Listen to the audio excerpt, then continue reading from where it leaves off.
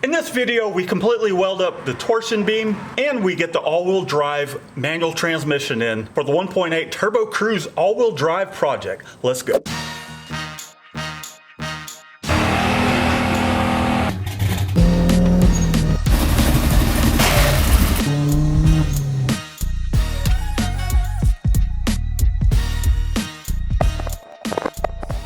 Welcome back to the channel. If you're new, I'm Matt. Let's go ahead and pick up where we last left off, and we're going to continue welding up this torsion beam that I designed. It's going to be a lot of welding, but I'm excited to put this thing together and get it in the car. Let's get at it. I'm pretty happy with the way I have tack welded this thing together. However, there is just a little bit of a gap right here, so I'm going to grind this tack out. That one over there as well. We need to close it up like it is here. Might be hard to tell, but there is just a slight gap right there. So I'm gonna cut that out, push this down, tack weld that up. This part is meant to sit on top. I just need to grind these two little tack welds out. We'll pull this plate out, set it on top. I might have to trim part of this plate a little bit. We shall see though. So I'm going to use my Dremel tool, the really small disc, just to cut those little tack welds out. We'll assemble this correctly, and then we can weld it out. All right, let's make sure this thing isn't singing too much.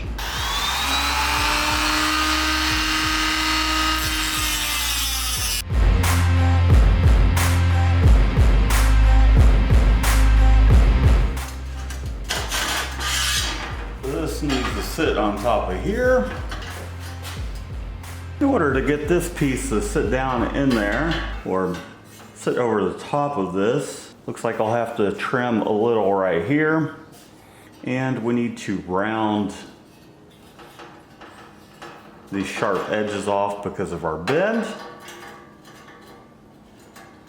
All right, nice. Screwdriver fell through that hole. Okay, I'm gonna take my flat disc, round that off. I think we got maybe 3/8 of an inch we need to take off of this piece here. We should be good to go. I'll have to revise that in my design.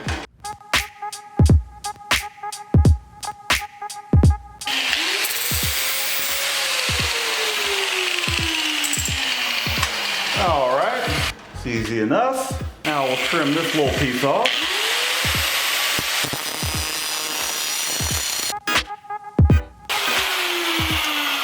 Go! And we got this little edge here where we cut it. We'll just nip that off.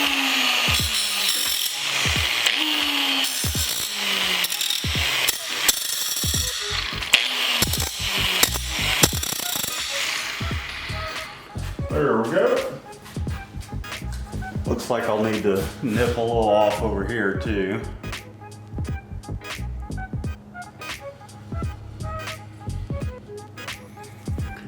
Alrighty.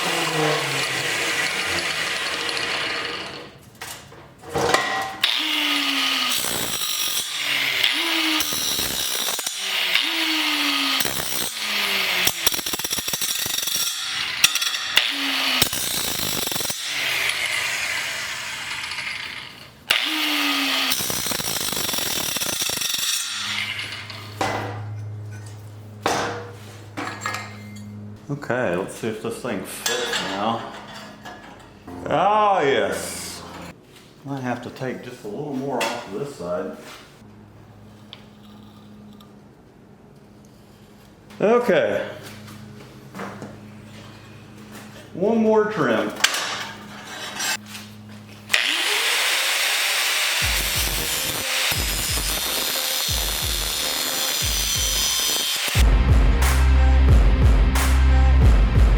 Okay.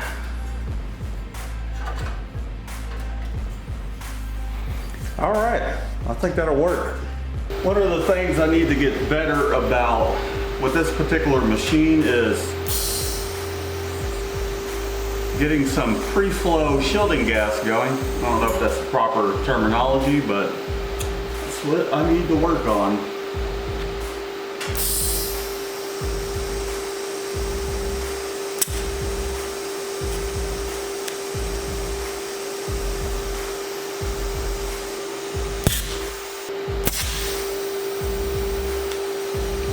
See, I forgot to do it already. Huh. Interesting.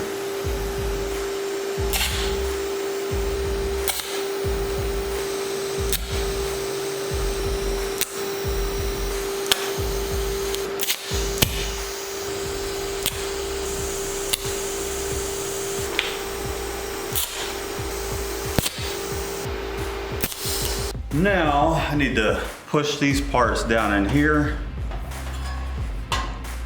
tack weld it up so we can drop this piece in place. Not necessarily like that. Get out of there. Let's see if we can't make that happen.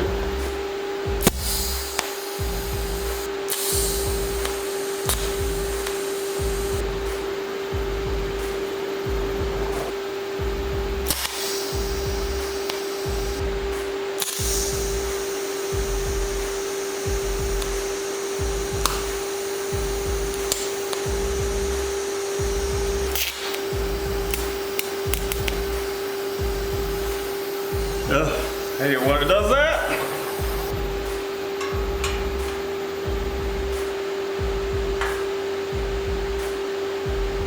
Almost there. Just need to take a hair off this side so it will drop down in there without dropping down in there. Thinking I could probably just bevel this at a 45-degree angle and it will sit down in there. Just a fine line we're taking off.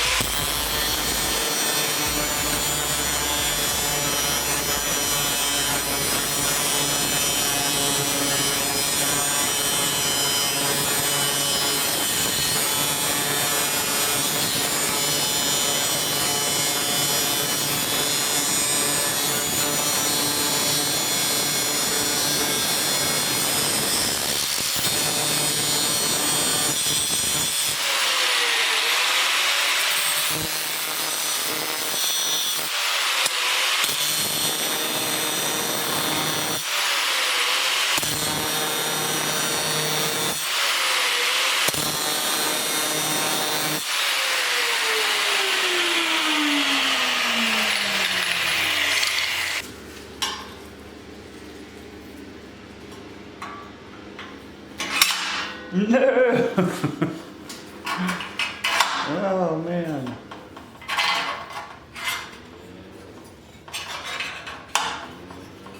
Come out of there.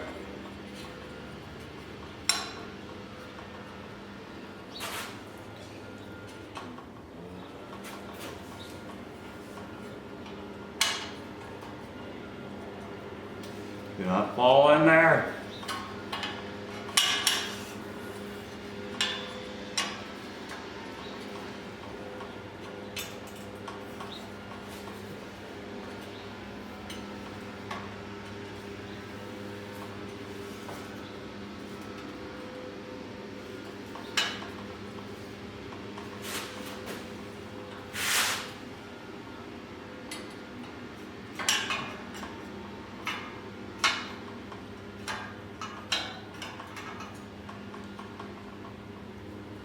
All right.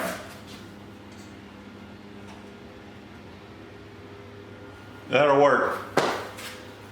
Okay. Let's tack this in there before it decides it wants to move.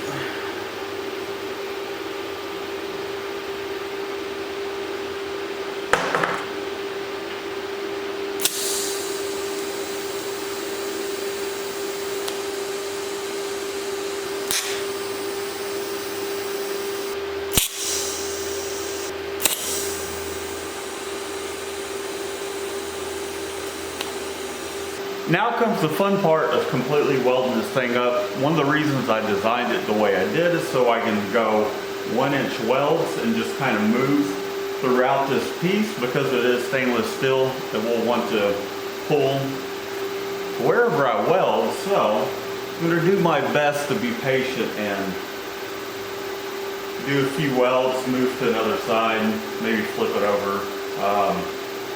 I'm really not the best at guesstimating as to which way this thing's going to want to pull. I know it wants to pull towards the weld, so maybe we'll weld a little bit on this side, flip it over, weld on the other side.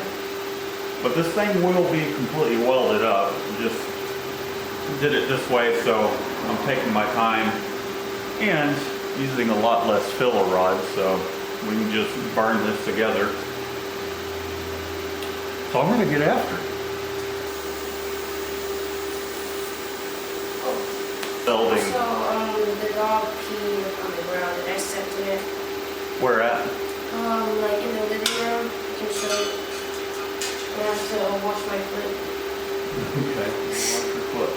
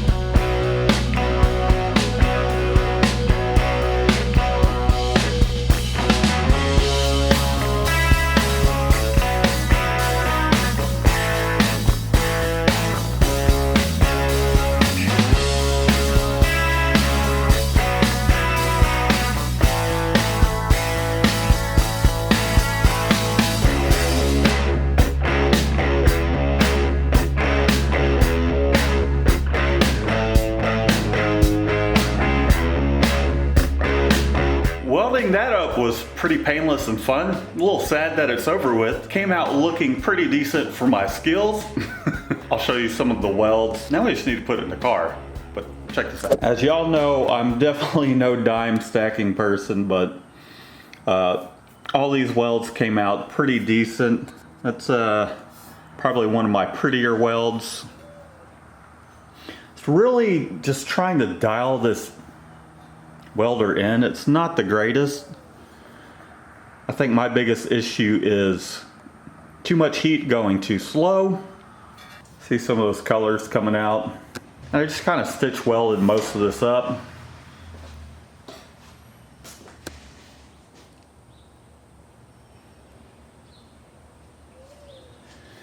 And we just took it side by side. I just kind of rotated this thing and then just got her done. That looks pretty decent. It got a little gray right here. That's okay though. It'll be nice and strong.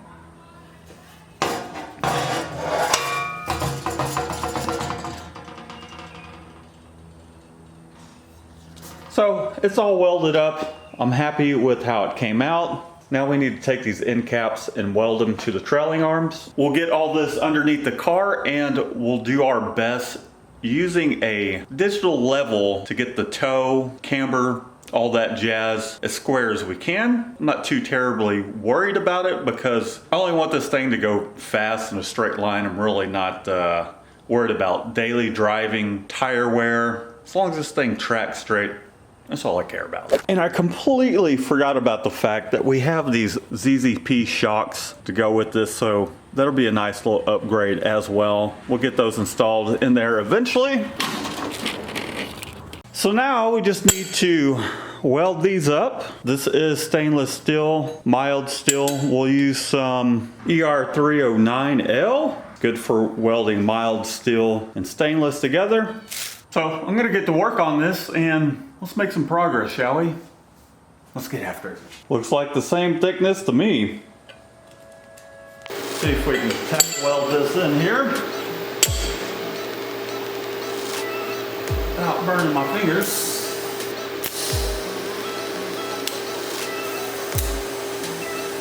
All right, perfecto.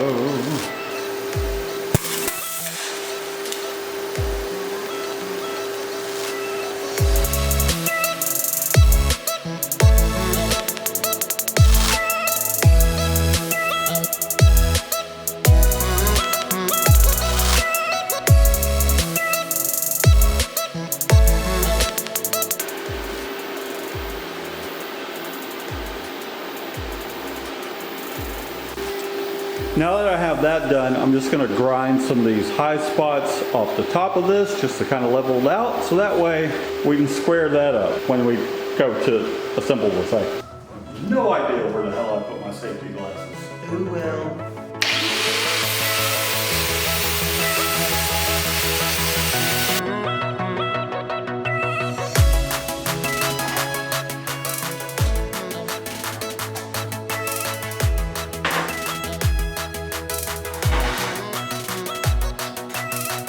Clean some of this crap up on the inside before I weld it.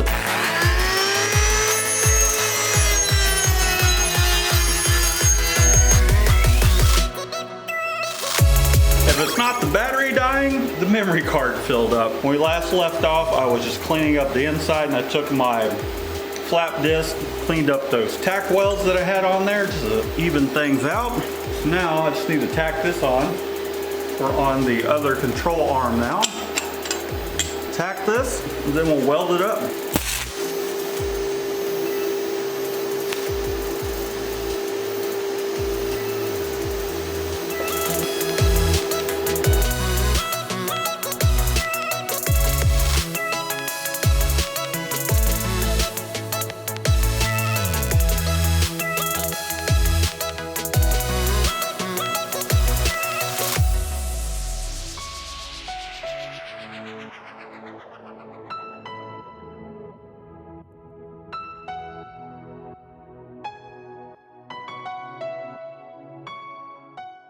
Well, there's a lot of crap coming out of this part of the weld. I'm essentially closing this thing off. There's oil and dirt and crap in here. With the heat, all those fumes are trying to escape, trying to punch through the weld. So I'm going to grind this down and re-weld it. Okay, I cut it down to the root. Now we'll come back and redo that weld. Okay.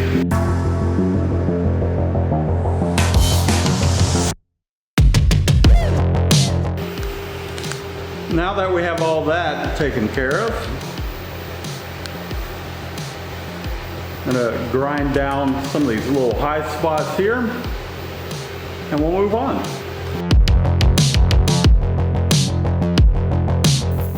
Now I'm going to toss these trailing arms in the car. We'll tack this torsion beam in there. We'll put a level. We'll do multiple things to try and make this as square setup as possible. You know, best we can here in the garage. So we'll see how this comes out. Let's get after it.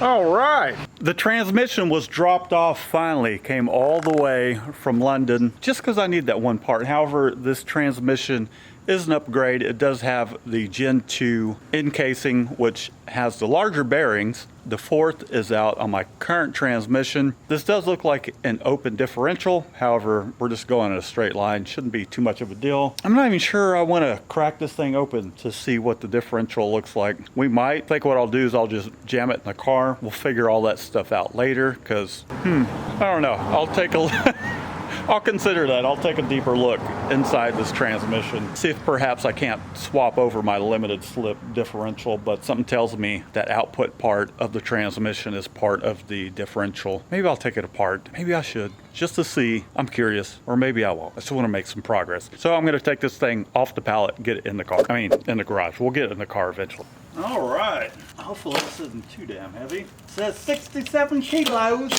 in shipping.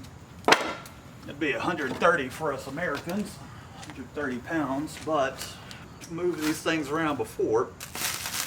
And how you can tell that this is the second gen in-housing, casing, whatever you want to call it. They basically put a feed here going to, I believe it's this bearing here. I'll look into that, but it helps keep these things from overheating.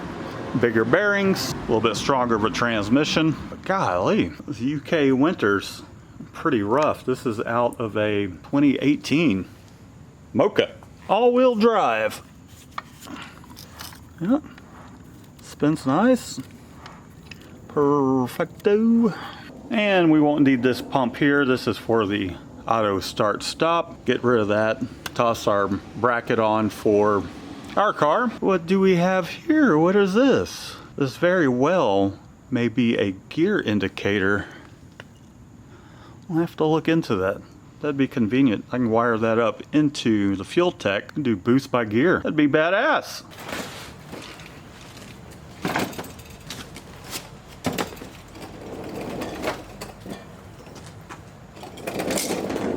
Well, that's all I have for this episode. With the holidays, things are going to be a little bit slower going. I am making steady progress though. Still working on the fuel system, and I'm starting to mock up the torsion beam. However, I'm going to need to make a jig to make sure everything's nice and square. But we're getting there. With the holidays, things will be a little bit slower, but I'm still going to try and upload at least one video a week. After the holidays, I'll get multiple up a week. But that's going to do it for this video. Leave a comment down below, drop a thumbs up. You know the deal. Subscribe if you're new to the channel, and peace out.